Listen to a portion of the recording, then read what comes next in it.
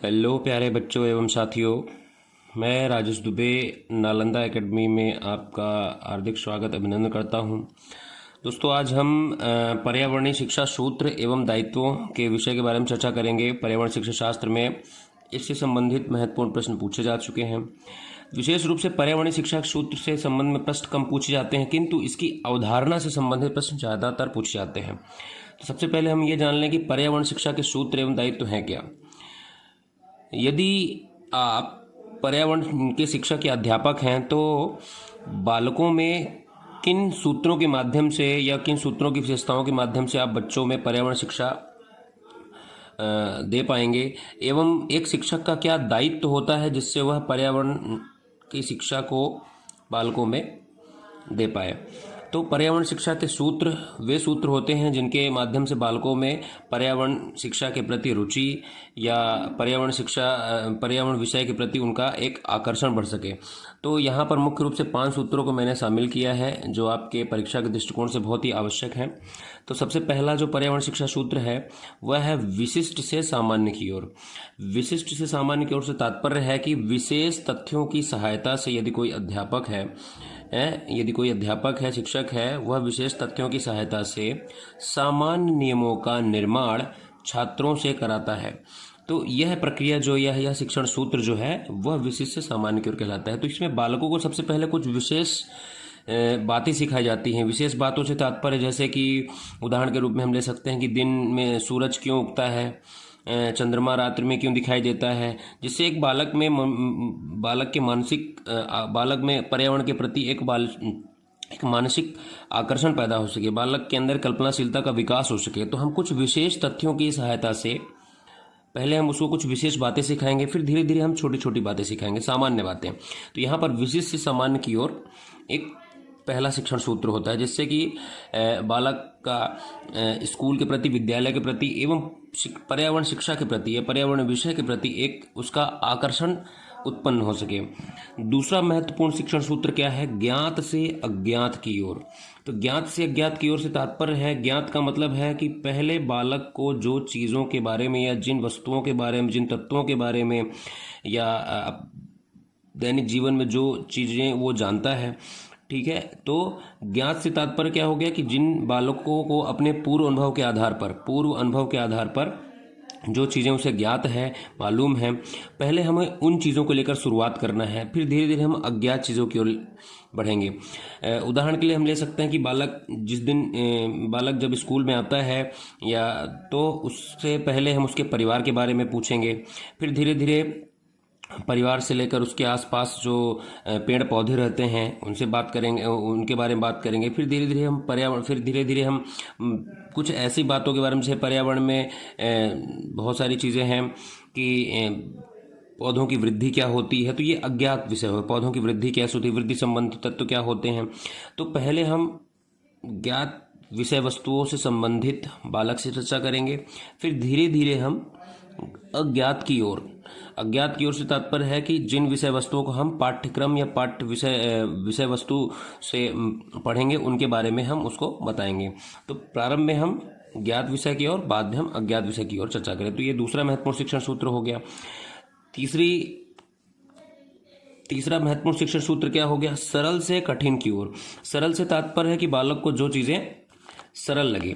सरल का मतलब कि बालक दैनिक जीवन में जो अपने घर परिवार में सीखता है उनसे प्रारंभ करेंगे, सरल से कठिन की ओर, सरल विषय वस्तु से कठिन विषय वस्तु की ओर। यदि बालक विद्यालय में आता है तो उससे हम परिवार के बारे में चर्चा करेंगे।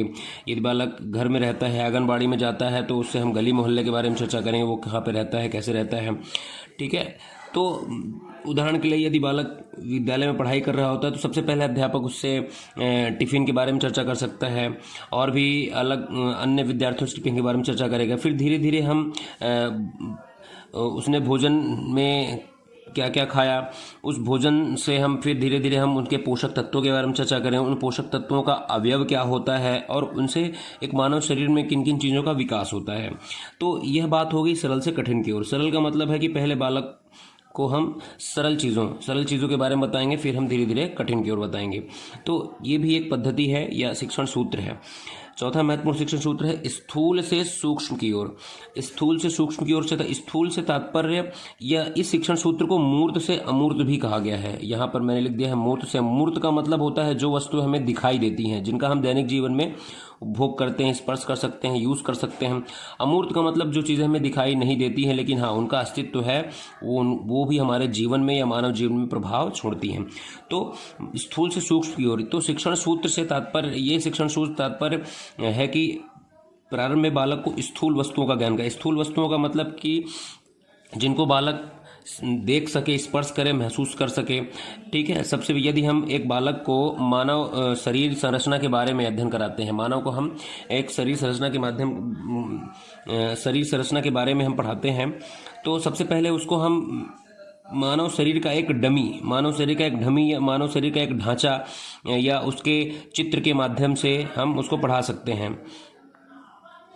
उसको हम एक चित्र के माध्यम, जैसे कि एक व्यक्ति को या एक बालक को हम कान की संरचना के बारे में पढ़ाएं, तो सबसे पहले कान की एक संरचना के बारे में, फिर कान की आंतरिक संरचना, आंतरिक कंकाल, कानों में कितनी हड्डियां होती हैं, फिर कान में सुनने की जो प्रक्रिया होती है इसके बारे में। तो ये धीरे धीरे कान में सुनने की प्रक्रिया क्या होगी, सूक्ष्म प्रक्रिया होगी। कान में जो ध्वनि होती है वो कितने समय तक रहती है, तो ये एक सूक्ष्म की ओर विषय हो गया। तो सबसे पहले हम स्थूल विषय की चर्चा करेंगे, फिर हम सूक्ष्म की ओर चर्चा करेंगे। तो मूर्त से अमूर्त की ओर भी इसे कहा गया है।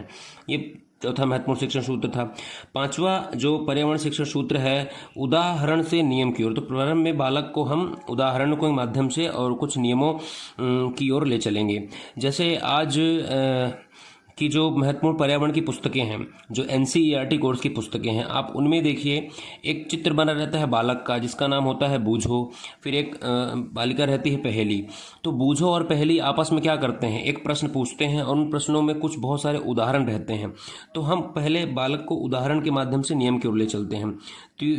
तो एक प्रकार की, जैसे चंद्रमा में जो प्रकाश, उदाहरण के लिए हम ले सकते हैं, चंद्रमा में जो प्रकाश होता है वो खुद के प्रकाश से चमकता है कि किसी और के प्रकाश से चमकता है। तो ये महत्वपूर्ण उदाहरण हो गए। तो इसमें बालक की कल्पनाशीलता भी बढ़ती है और उसमें सोचने, तो उसमें बहुत सारे उदाहरण दिए हैं। फिर उसके नियम होते हैं कि पृथ्वी क्यों घूमती है, किस गति से घूमती है, पृथ्वी की घूर्णन के नियम क्या है, परिक्रमण नियम क्या है, तो ये सारी चीज़ें हैं। प्रकाश के नियम क्या हैं। तो विज्ञान और सामाजिक विज्ञान में बहुत सारे ऐसे विषय हैं जिसमें हम उदाहरणों के माध्यम से नियमों की ओर चलते हैं या उन नियमों की व्याख्या की गई है। तो ये महत्वपूर्ण शिक्षण सूत्र हैं।